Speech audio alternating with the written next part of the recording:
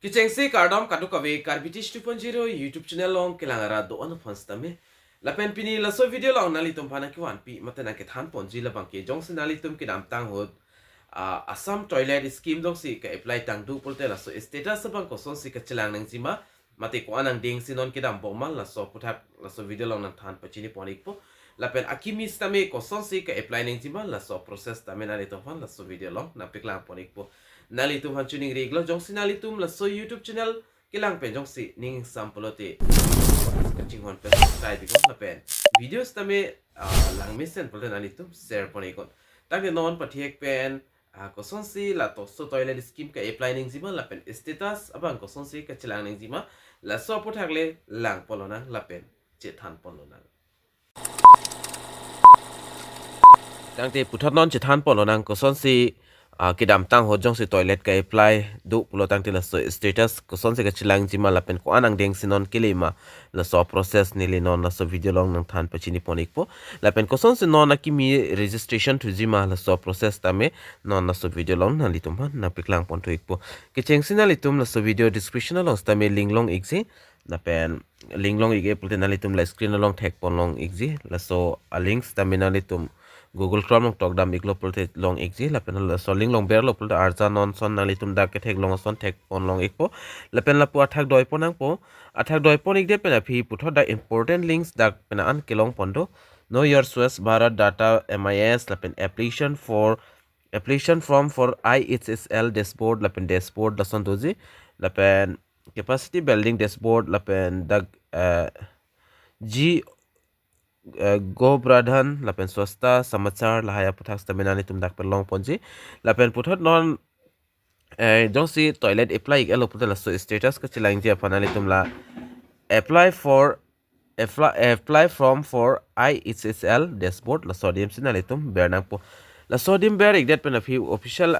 website long dang nali tum thek pon long ekpo citizen registration podim jongsi nali tum non saki milang pulotang te ka apply ji pulatang te nalitum la citizen registration no si berna po dak berdet na pi nalitum mobile number name address nalitum pinang po la pen registration success po puthot registration date pen fi dak login nang ji la bang kinang sot lo login ji afa nalitum kiching si mobile number la pen la get OTP puthek long ji la so dim berna po OTP nang le ekpo la enter OTP po dim berna po la pen puthot dotlang la dak nalitum la security code mate captcha thek long ji so security code labang kenali tum along stame frag igi na so security code la enter security code podem ber example pen sign in ponang po takle ni lista me pada depin pen dag mobile number ber pon ikpo la pen sign in ikpo aprang process na piklang pon ikpo la pen sign in lo ber pon ikdet pen afi putho la son interface na chiklang ikpo la pen ali tum dag nali tum amen la pen mobile number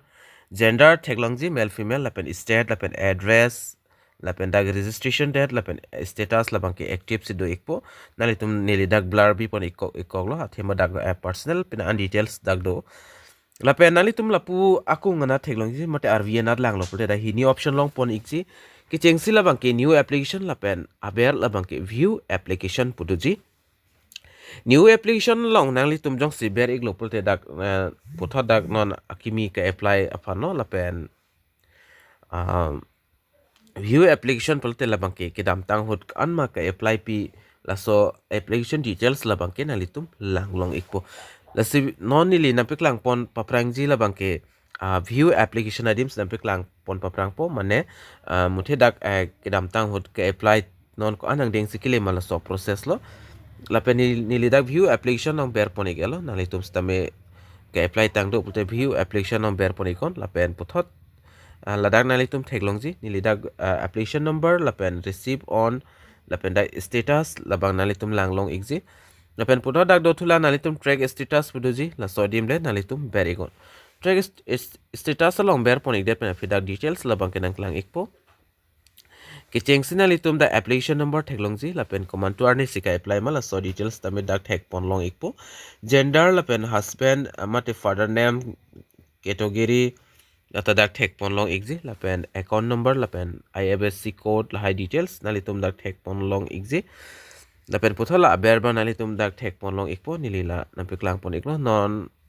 labang ke submit long pen bang ke non pen andam iklo nali tum tak thek long ji la ke air la bang la pen that say application security la dak do thupo la pen that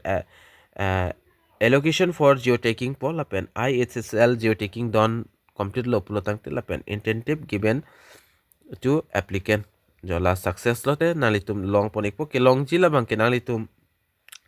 la so application jong se la angbong anang li lo putin nali tum tangka bang long pon ikpo la se non nili da ka apply pi do la se non la so status ba non la so ang deng an sedam iklang la first step la bang complete elo non second step hando thula la jisu lo second step jong se complete lo puti third step lo te la so tangka bang ke long pon ikpo jo la son lo la sinali tum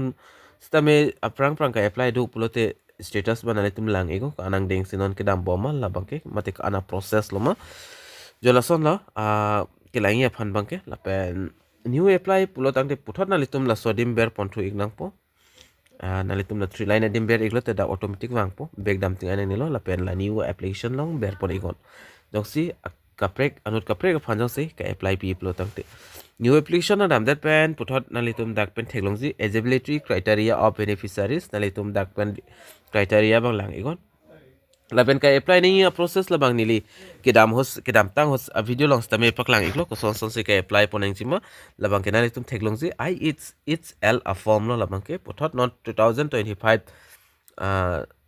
apar majon se apply gi pulte ke change state labang ke automatic select do po lapen district block panchayat lapen village amen dak select ponang po lapen habitation labang nali tum da automatic wang exi labang mathanang ne lapen aadhar number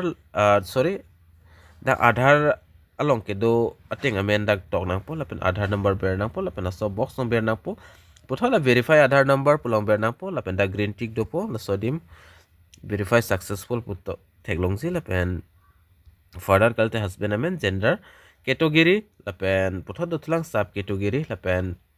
card type nalitum dak tok nang po card number nalitum non bang dak kipi dunang ji kinang solo card type card number bang lapen da mobile number da automatic dopo lapen email address nalitum dak pen kipi dunang ji kinang solo address nalitum tok ponik de pen phi puthot da section c mate bank account details la bang ke account no ke chingsi IFSC code ber nang po lapen te da automatic name of the bank lapen branch of the bank lapen branch address lapen bank state la haiban da chiklang ponik po automatic si lapen puthot na letum ke tok dun thunang lang labang ke account number lapen da confirm account number da tha ke berson da abers tamela confirm account number lang berego lapen choice file lang berego lapen na letum da bank passbook first page labang ke ka upload nang jikin ang sot la upload iglo plot tang te na letum la apply po nim berego lalote success ik po jo lalo ka apply nang ji a process labang ke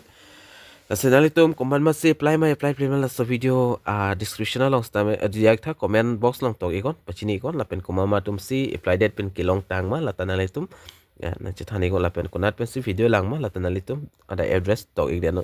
tang dipinya video long mala anle ton ponik nang la sidomi thak me kadu ka ve carbitish 2.0 youtube channel long kilangara do an pan stame nilhin pen kardam